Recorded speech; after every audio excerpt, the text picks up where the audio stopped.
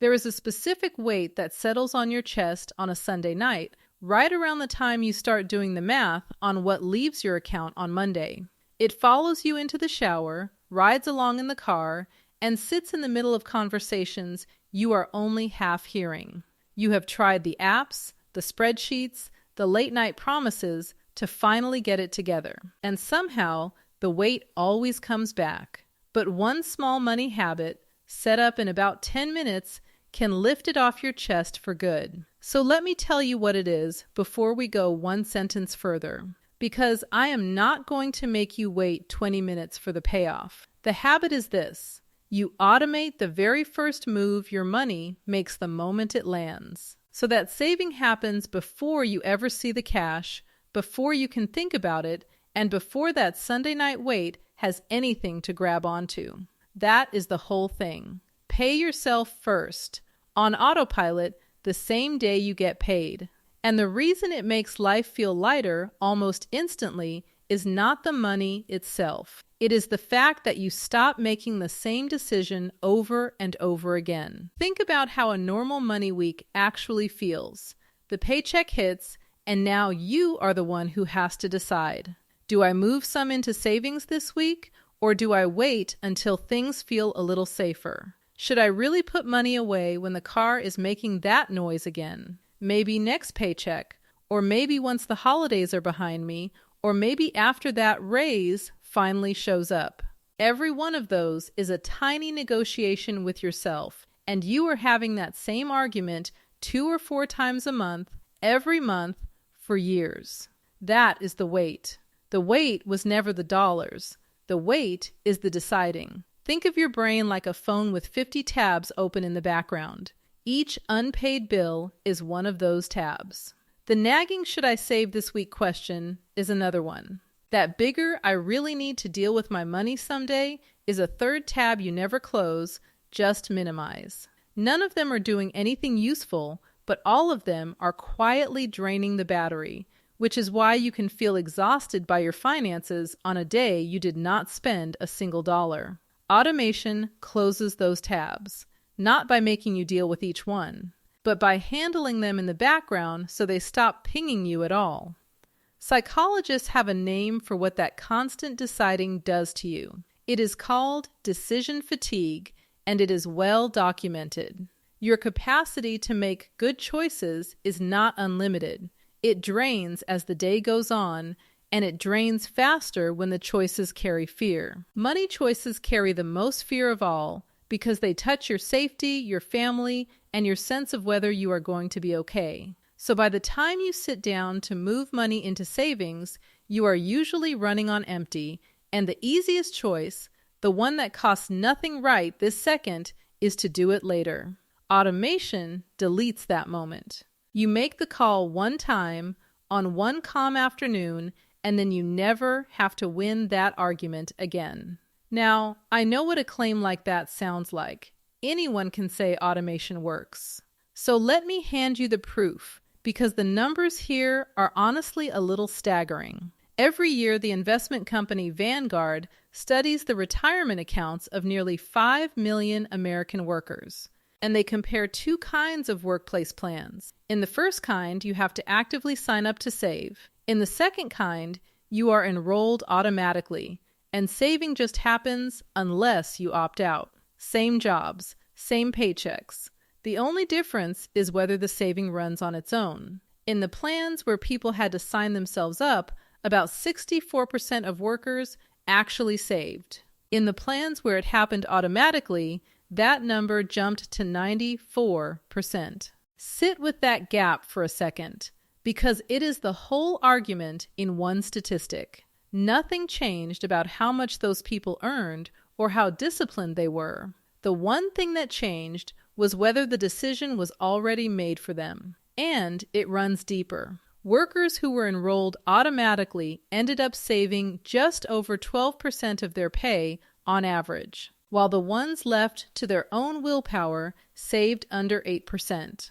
The automatic savers were not smarter or richer. Their money simply moved before they could talk themselves out of it. When you set up your own automatic transfer, You are handing yourself the exact same advantage those workers got by accident. Here is why that matters for the feeling in your chest, not just the balance in your account. When saving is a choice you make every payday turns into a small referendum on whether you are a responsible adult. Miss one, and you feel it. Skip a few, and the guilt starts to compound faster than any interest ever could. But when the transfer is automatic, the guilt has nowhere to live. The money is already handled.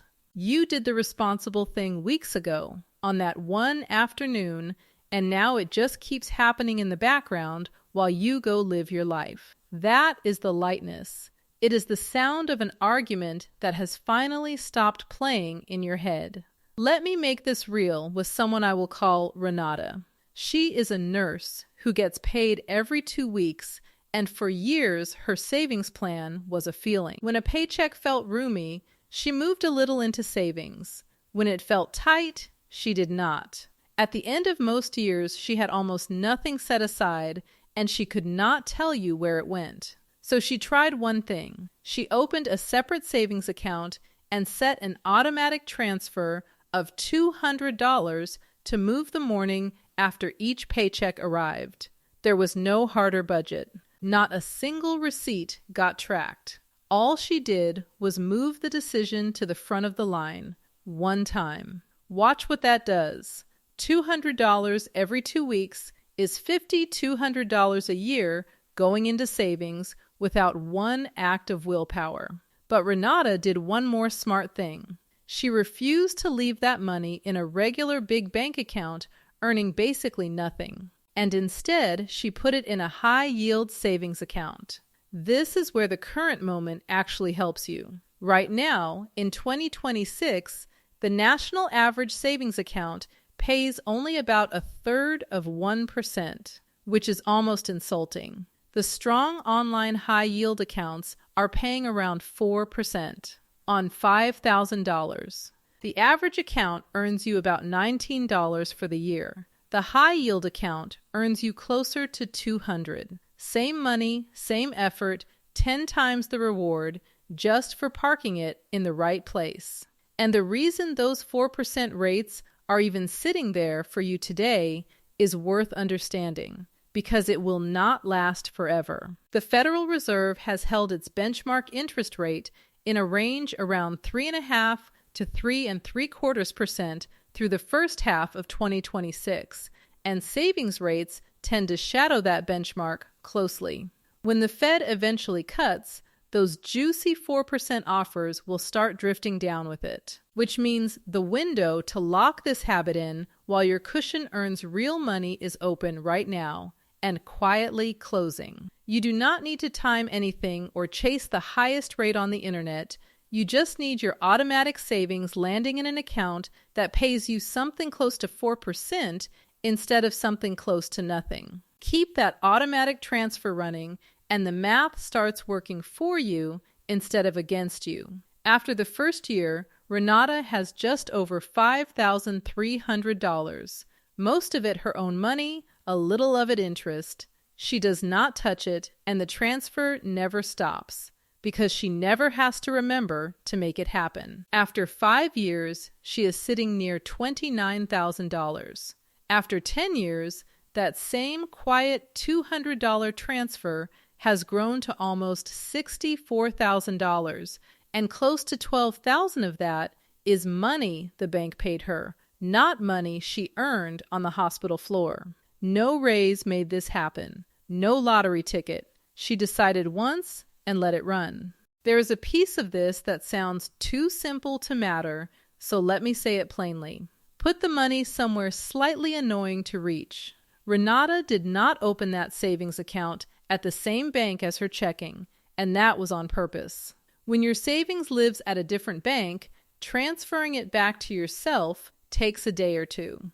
And that tiny bit of friction is enough to stop most impulse raids on your own future. Out of sight really does mean out of mind here. The account you never look at is the account that quietly grows. The one sitting next to your checking, one tap away, is the one that gets emptied every time a sale catches your eye. So separate it and let a little distance protect you from the version of you that wants it now. One more trick that costs nothing and works better than it should. Give the account a name. Not savings account number 2, but something your gut actually feels, like the words peace of mind, or safety net, or freedom fund. When money is about to leave a pile labeled emergency cushion, your brain resists in a way it never does for a nameless account. You are not just moving numbers around anymore. You are protecting something you named, and that small bit of meaning does a shocking amount of the heavy lifting when temptation shows up. Now let me walk you through exactly how to set this up, because the how is where a lot of us stall out and quietly give up. The whole thing takes one afternoon. You log into your bank, you open one new savings account, ideally at a separate online bank, paying around 4%, and you set up a recurring transfer scheduled for the day after your paycheck normally lands. You pick a number that feels almost too small to matter. You name the account something that means something to you, and then you close the laptop. That is it. You will spend more time deciding what to watch tonight than you will spend building the habit that quietly rewrites your entire financial life. There are 3 buckets you want that automation feeding, and the order matters, so run them in this sequence. The first bucket is your starter cushion, and this one comes before everything else, including retirement, because it is what actually kills the Sunday night dread. The goal here is small on purpose. You are not trying to bank 6 months of expenses on day 1. You are trying to get a first $1,000 or even a first few hundred sitting in that separate account so the next surprise does not become a full-blown crisis. This matters more than ever right now. In the most recent national surveys, well over half of Americans say they could not cover a $1,000 emergency from savings, and more than a quarter have no emergency savings at all. That is not a character flaw shared by millions of people. Willpower simply keeps getting ambushed by a flat tire, a vet bill, a broken water heater. And saving quietly loses every time it depends on a good mood. Once that first small cushion is in place, keep the same automation running toward a fuller one. Say your basic monthly costs run around $3,200. A 3-month cushion, the kind that turns a job loss from a nightmare into a manageable rough patch, is a little under $10,000. That sounds impossible until you automate it.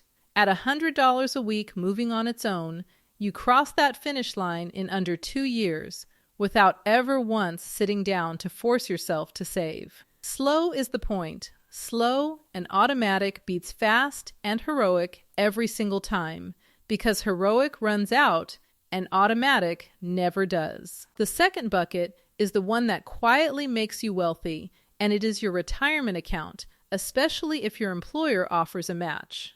If you have a 401k at work and your company matches part of what you put in, that match is free money, a raise you are allowed to hand yourself, and skipping it is the most expensive mistake in personal finance. Automating even a small percentage of your paycheck into that account, straight off the top, is the same trick that gave those automatically enrolled workers their edge. And the tax rules in 2026 give you plenty of room. You are allowed to put up to $24,500 into a 401k this year, and up to $7,500 into an individual retirement account on top of that. None of us needs to hit those numbers. The move is to start on autopilot and let time carry the weight.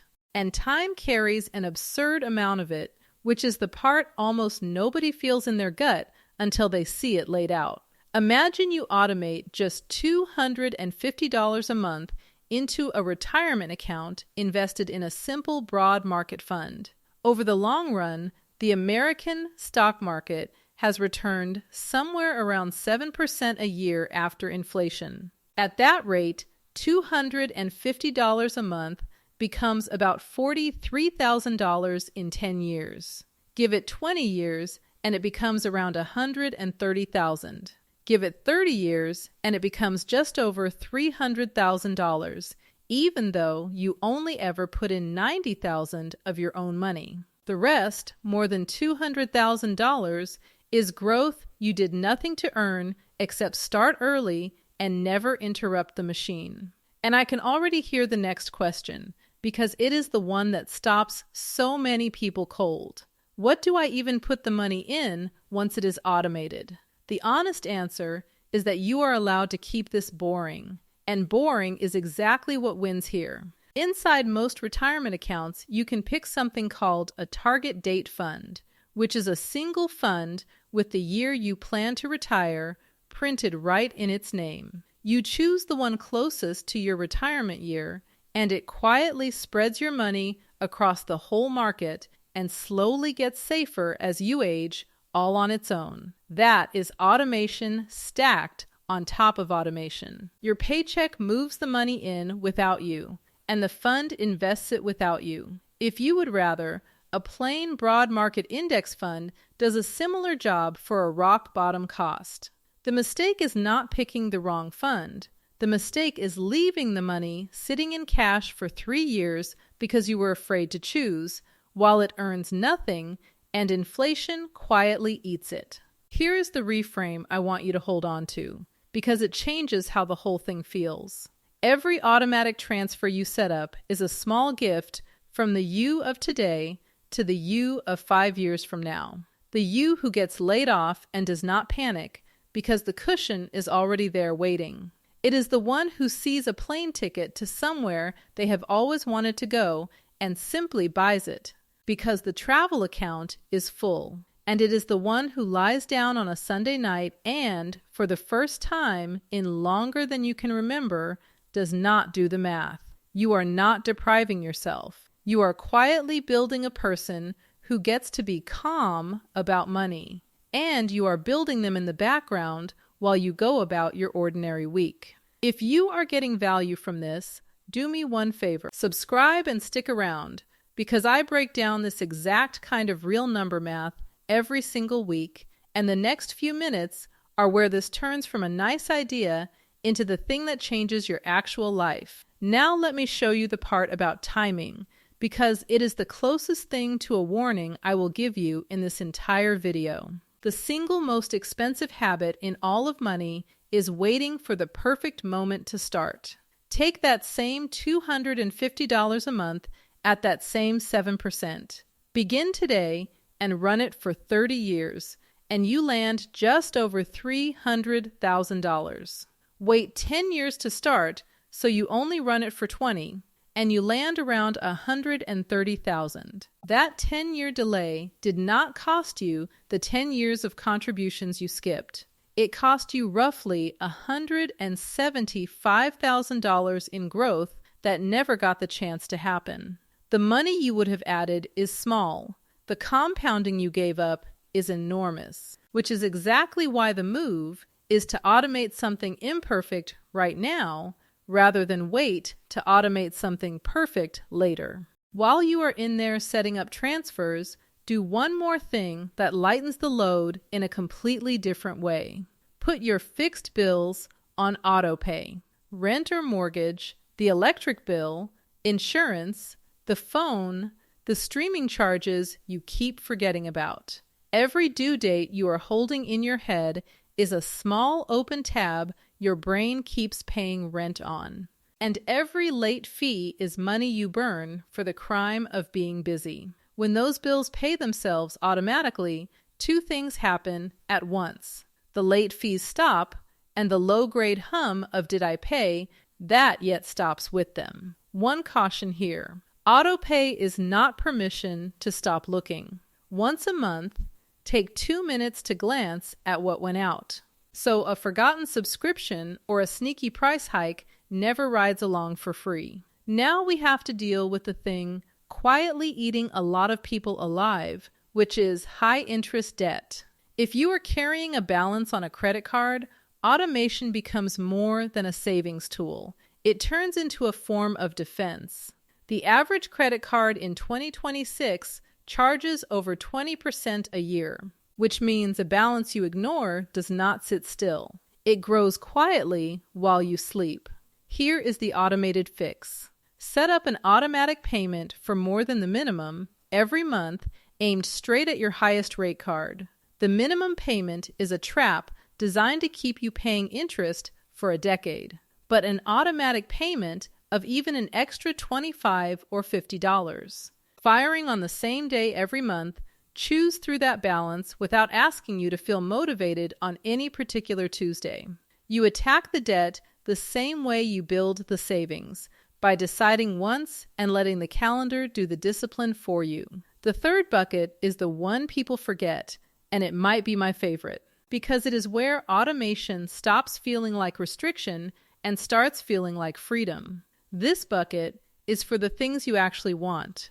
A trip you keep putting off, or a new couch, or a cushion for the holidays so December stops landing like an ambush.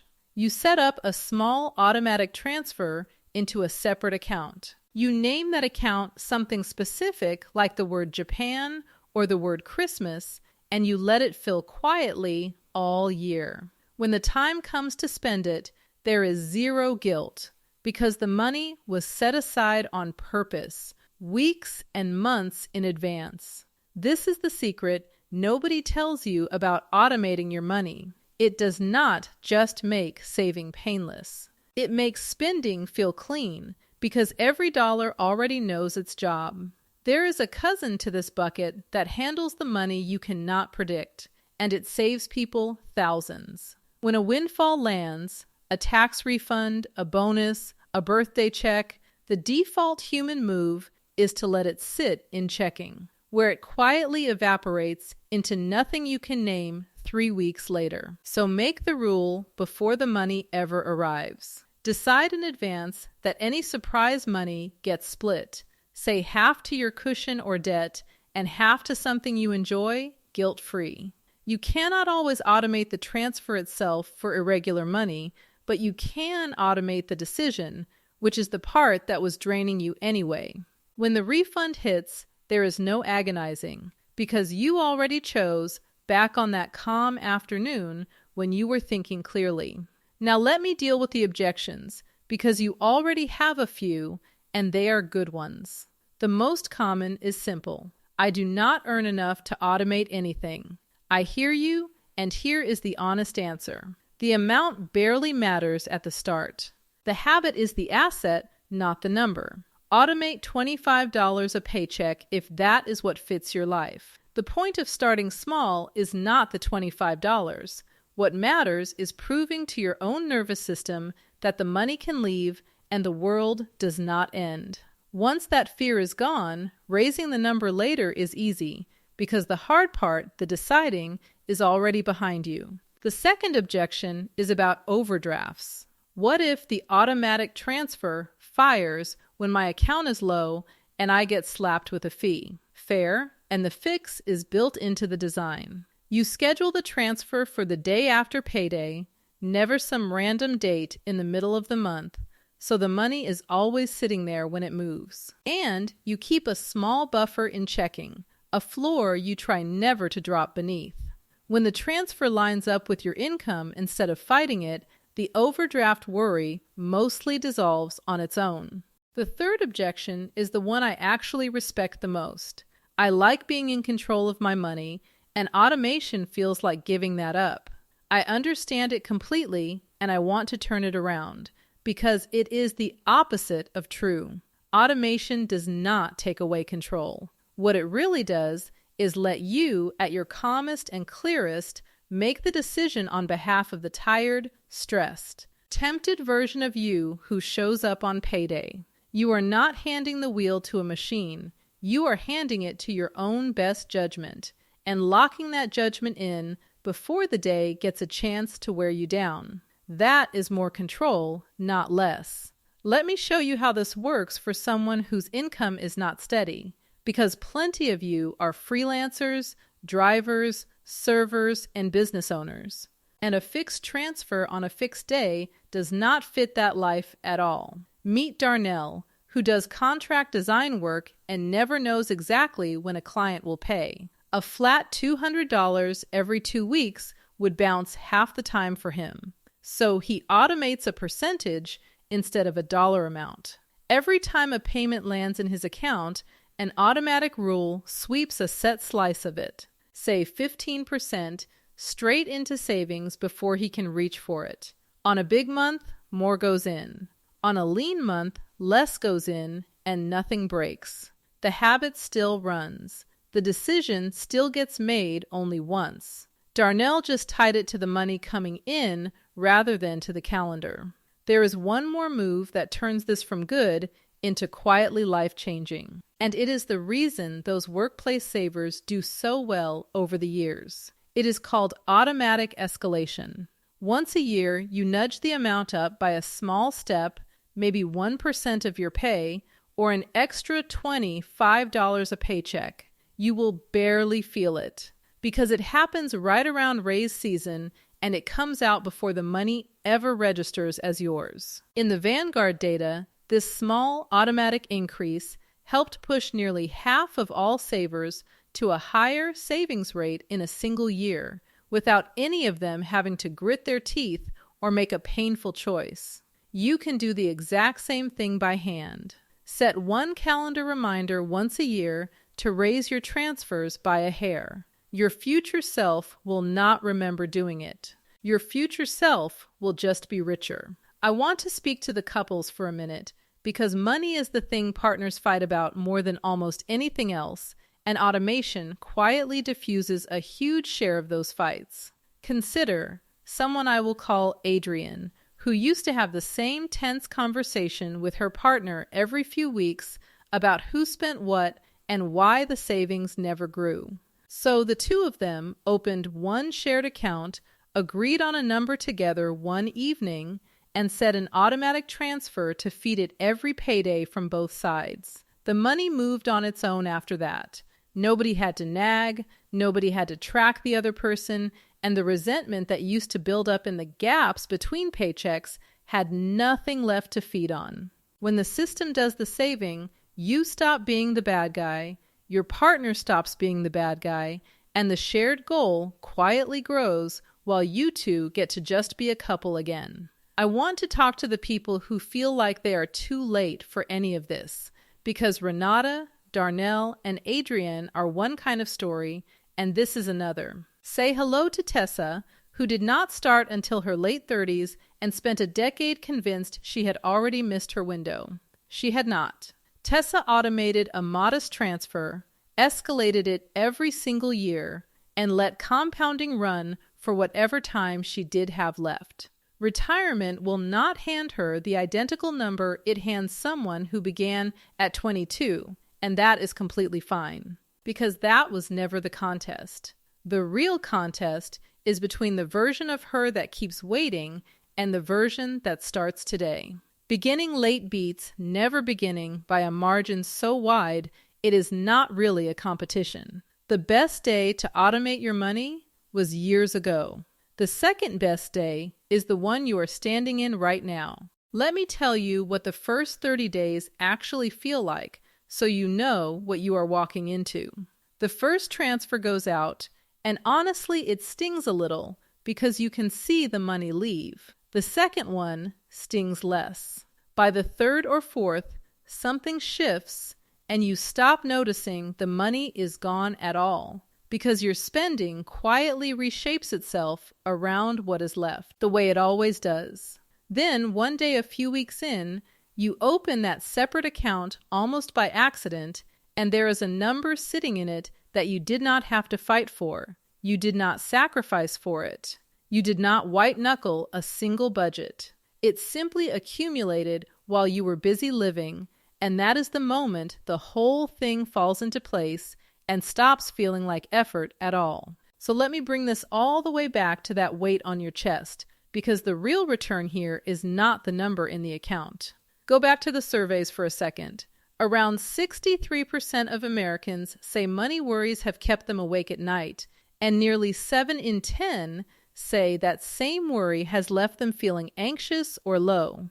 That is the true cost of running your money on willpower.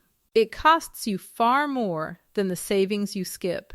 It costs you the sleep, the calm, the being fully present with the people you love while your mind is off somewhere doing arithmetic. When you automate the first move your money makes, you are not just building a balance.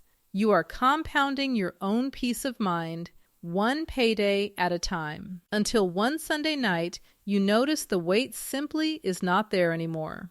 And that is the strange, quiet magic of this one habit. You do the work once. You feel the relief for years. The account grows in the background. The emergency stops being a catastrophe.